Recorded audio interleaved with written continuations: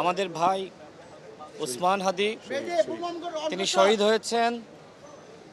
আমরা এই অন্তর্বর্তীকালীন সরকারের কাছে প্রত্যাশা করেছিলাম তারা উসমান হাদি ভাইয়ের জীবনের নিরাপত্তা নিশ্চিত করবে।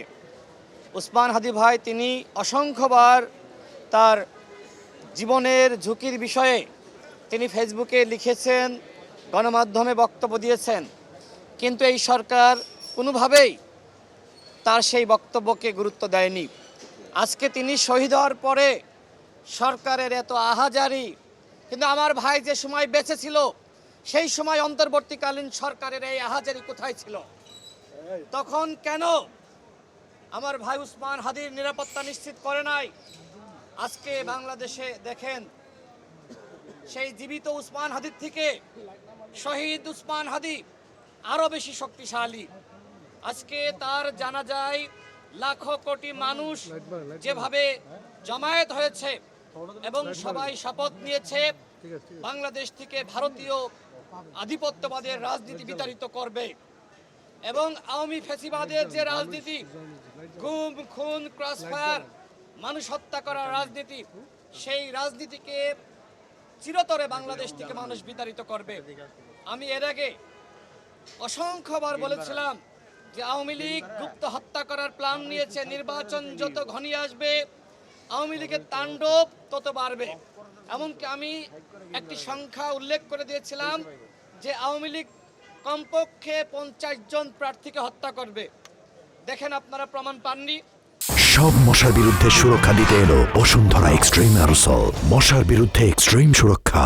আমরা বিভিন্ন সোর্স থেকে এই ধরনের তথ্য পেয়েছি যে আওয়ামী লীগ নির্বাচন যত ঘনিয়ে আসবে বিভিন্ন স্থাপনায় অগ্নিসংযোগের ঘটনা ঘটাবে, গুম করবে, এইভাবে গুপ্ত হত্যায় লিপ্ত হবে।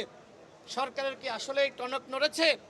আমার ভাই উসমান হাদি শহীদ হয়েছে, সারা বাংলাদেশের মানুষের টনক নড়েছে, কিন্তু সরকারের টনক নড়ে নাই। আমরা দাবি করেছি অনতিবিলম্বে এই স্বরাষ্ট্র উপদেষ্টাকে পদত্যাগ করতে হবে। শাহবাগে মানুষ জমায়েত হয়েছে, ঢাকা বিশ্ববিদ্যালয়ে শিক্ষার্থীরা জমায়েত হয়েছে, সারা বাংলাদেশে মানুষ রাজপথে নেমেছে। এই স্বরাষ্ট্র উপদেষ্টাকে সরিয়ে না দিলে এই আন্দোলন সারা বাংলাদেশে দাবানলের মতন ছড়িয়ে পড়বে।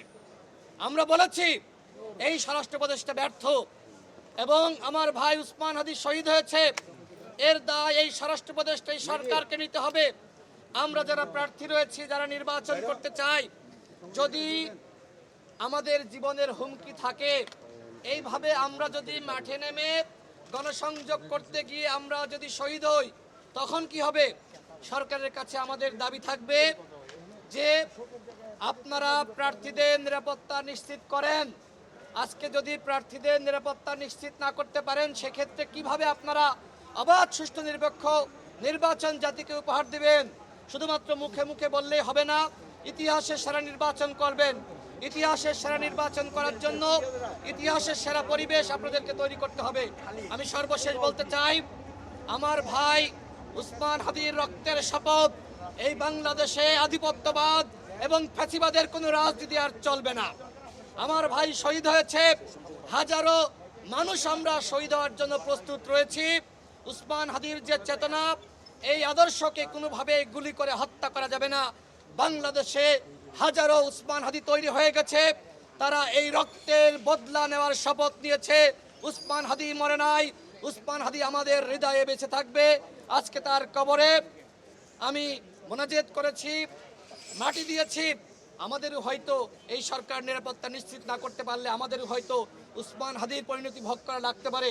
আমরা যত মানুষই শহীদ হই আর আক্রান্ত হই না কেন, এই বাংলাদেশে আওয়ামী লীগের রাজনীতি আর ফিরবে না, ভারতীয় আধিপত্যবাদের রাজনীতি ফিরবে না। চিরতরে আওয়ামী লীগ এবং ভারতীয় আধিপত্যবাদের রাজনীতিকে নির্মূল করতে হবে, সেই দায়িত্ব এই সরকারকে নিতে হবে। আমি সর্বশেষ আবারও বলে, এই স্বরাষ্ট্র উপদেষ্টাকে যদি শপথে আপনারা বহাল রাখেন, এই আন্দোলনকে কোনোভাবেই আপনারা বন্ধ করতে পারবেন না। সুতরাং আজকে জানাজা থেকে ইনকিলাব মঞ্চের পক্ষ থেকে 24 ঘন্টা সময় দেওয়া হয়েছে। আমি দাবি জানাচ্ছি 24 ঘন্টার মধ্যেই এই স্বরাষ্ট্র উপদেষ্টাকে পদত্যাগ করতে হবে।